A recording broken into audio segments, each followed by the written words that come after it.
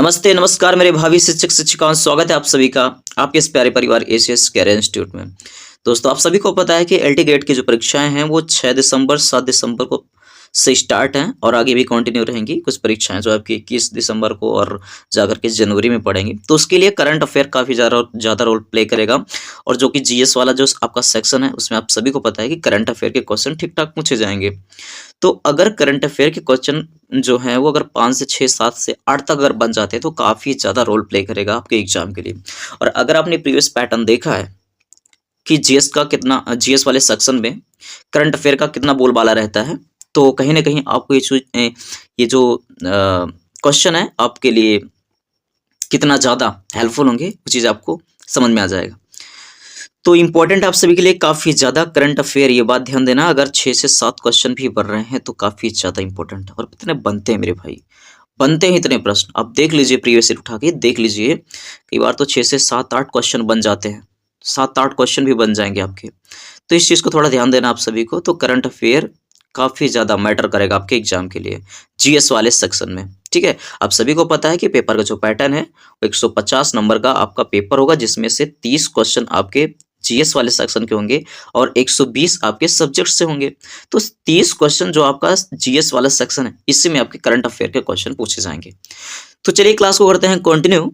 और इस क्लास को मैं जितना भी करवा दे रहा हूँ आपके पेपर तक, आप देख लीजिएगा इसमें क्वेश्चन फंसेंगे। ठीक है, डेफिनेटली फंसेंगे। तो चलिए क्लास को स्टार्ट करते हैं। सबसे पहला यहाँ पर जो पॉइंट है, पहला पॉइंट बहुत बेसिक सा लिया है मैंने, लेकिन है आपके लिए जरूरी। जैसे यहाँ पर है कि प्रधानमंत्री नरेंद्र मोदी सर्वाधिक समय तक निर्बाध कार्यकाल यानी 4078 दिन वाले कौन से भारतीय प्रधानमंत्री बने। मतलब सबसे ज्यादा दिन तक प्रधानमंत्री रहने वाले नरेंद्र मोदी जी कौन से प्रधानमंत्री बने, किस नंबर के? तो ये बने हैं दूसरे प्रधानमंत्री। ठीक है, सबसे ज्यादा दिन तक प्रधानमंत्री का कार्यकाल संभालने वाले, पदभार संभालने वाले जो प्रधानमंत्री हैं वो किस नंबर के हैं? दूसरे नंबर के हैं। अब यहाँ पर हम बात करते हैं कि इन्होंने किसको लगातार कार्यकाल के संदर्भ में किसको पीछे छोड़ा। तो भैया लगातार कार्यकाल के संदर्भ में उनको किसको पीछे छोड़ा है? उन्होंने इंदिरा गांधी जी को पीछे छोड़ दिया है। ठीक है, ये बातें आपको ध्यान रखना है। ये बहुत बेसिक सी चीजें थी जो आपको आई होप पता ही होंगी। ठीक है, अब यहाँ पर बात करते हैं इसके आगे का जो क्वेश्चन है। अब देखिए आपके लिए जरूरी है कि सहकारिता क्षेत्र में विश्व की सबसे बड़ी अनाज भंडारण योजना को एक पायलट प्रोजेक्ट के रूप में किसने शुरू किया है। ये इंपॉर्टेंट आपके लिए कि अनाज भंडारण योजना को एक पायलट प्रोजेक्ट के रूप में किसने शुरू किया है। दोस्तों, आप सभी को पता होना चाहिए, इंडियन गवर्नमेंट, भारत सरकार ने इसको स्टार्ट किया है। ये बात आप सभी को ध्यान रखना है। बात करेंगे अगला पॉइंट कि भारत सरकार ने इस योजना को कब स्वीकृति प्रदान की थी, यानी कब पायलट प्रोजेक्ट योजना को कब स्वीकृत की थी।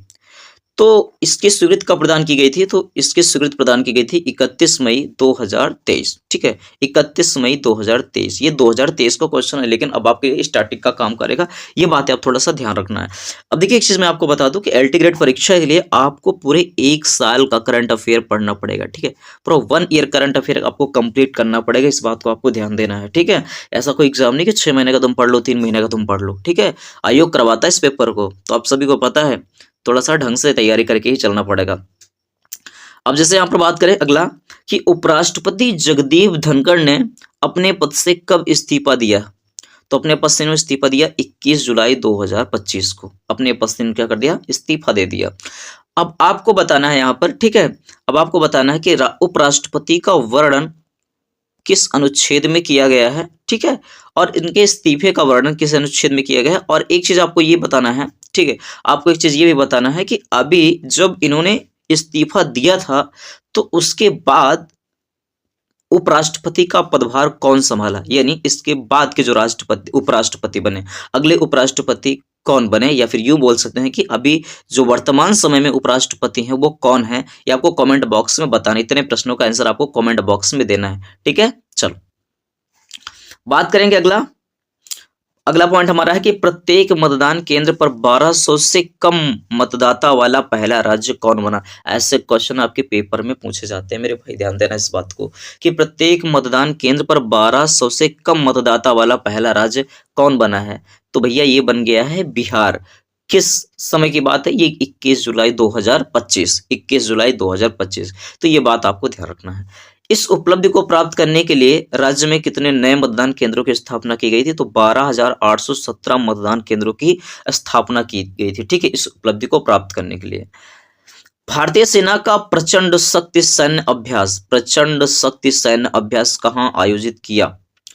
यह काफी ज्यादा इंपॉर्टेंट है, काफी ज्यादा इंपॉर्टेंट है ये क्वेश्चन कि प्रचंड शक्ति सैन्य अभ्यास कहाँ आयोजित किया गया? तो दोस्तों ये आयोजित किया गया महरठ नहीं बल्कि ये मेरठ है, थोड़ा ध्यान देना दोस्तों, सॉरी फॉर दैट, ये आपका होगा मेरठ। मेरठ यानी उत्तर प्रदेश के मेरठ में, उत्तर प्रदेश के मेरठ में प्रचंड शक्ति सैन्य अभ्यास आयोजित किया। और कब किया गया था? जुलाई 2025। डेट तो उतनी इंपॉर्टेंट नहीं है लेकिन जगह काफी ज्यादा इंपॉर्टेंट है, तो इस बात को आपको ध्यान देना है।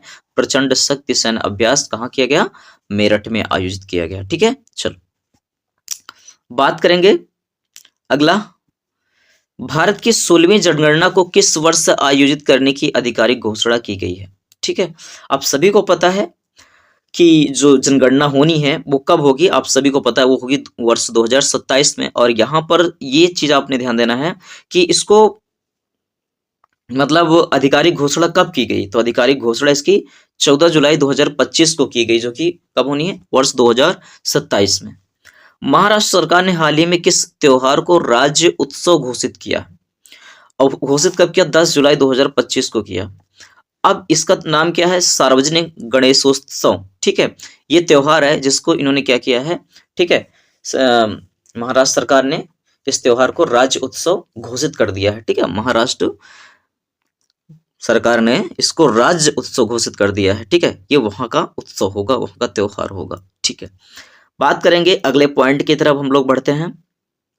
अगले पॉइंट की तरफ बढ़े तो भारत में निर्मित किस दृश्य सीमा से परे हवा से हवा में मार करने वाली मिसाइल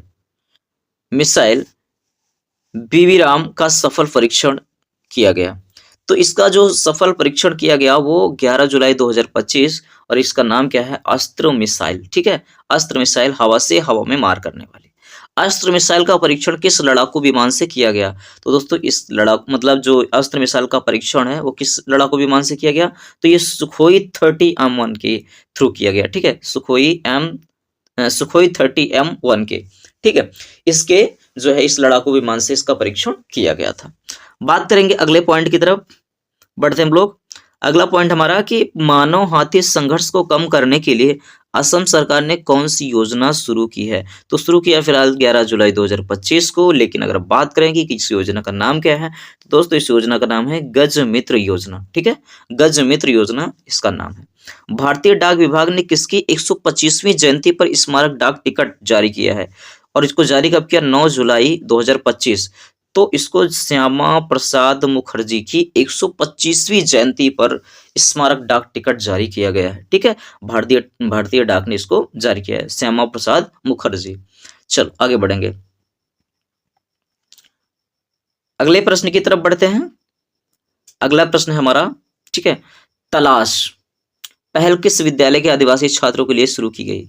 तो आप सभी को पता होना चाहिए तलाश पहल है वो किस आदिवासी विद्यालय किस विद्यालय के आदिवासी छात्रों के लिए शुरू की गई थी? तो एकलव्य मॉडल आवासीय विद्यालय, ठीक है, एकलव्य मॉडल आवासीय विद्यालय, ठीक है, के आदिवासी छात्रों के लिए तलाश पहल शुरू की गई थी। ये बात आपको ध्यान रखना है। 10 जुलाई 2025 को भारत और किस देश की सेना ने पासिक्स अभ्यास किया है? भारत और किस देश की सेना ने पासिक्स अभ्यास किया? इंपॉर्टेंट है काफी ज्यादा आपके पेपर के लिए, सैन्य अभ्यास काफी ज्यादा आपके लिए इंपॉर्टेंट है, तो इनको आप जरूर ध्यान रखिएगा। तो ये पासिक्स जो अभ्यास है वो कहां पर किया गया, मतलब पूछ तो लिया, वैसे फिलहाल किस देश के बीच में किया है? भारत और किस देश ने पासिक्स का अभ्यास किया है? तो 10 जुलाई 2025 को। लेकिन यहाँ पर बात करें किसके बीच में? भारत और यूनान के बीच में, ठीक है, भारत और यूनान के बीच में, ठीक है, पासिक्स अभ्यास किया गया था। आगे बढ़ेंगे, अगला जो आपका पॉइंट है वो यही है कि पासिक्स अभ्यास कहाँ आयोजित किया गया? तो दोस्तों पासिक्स अभ्यास मुंबई तट यानी अरब सागर के पास, मुंबई के तट पर पासिक्स अभ्यास किया गया था, ठीक है। तो दोस्तों ये जो हमने क्वेश्चन ले रखा है, ऐसा नहीं कि हमने आज और कल का या इस महीने का लिया है करंट अफेयर का क्वेश्चन, नहीं। हमने क्वेश्चन वो लिया है जो आपके एग्जाम के लिए काफ़ी ज़्यादा रेलेवेंट है। एलटी ग्रेड की परीक्षा के लिए काफ़ी ज़्यादा इंपॉर्टेंट क्वेश्चन जो आपके करंट अफेयर के सेक्शन में क्वेश्चन ये बन सकते हैं, वो प्रश्न मैंने लिए। और ऐसे सारे क्वेश्चन हम करवा देंगे जो आपके करंट अफेयर के क्वेश्चन बनेंगे, काफ़ी ज़्यादा इंपॉर्टेंट क्वेश्चन। और देख लीजिएगा बॉस, अगर आपने पूरी क्लास देखा है तो क्वेश्चन फंसेंगे, 100% फंसेंगे, इस बात को ध्यान दीजिएगा, ठीक है।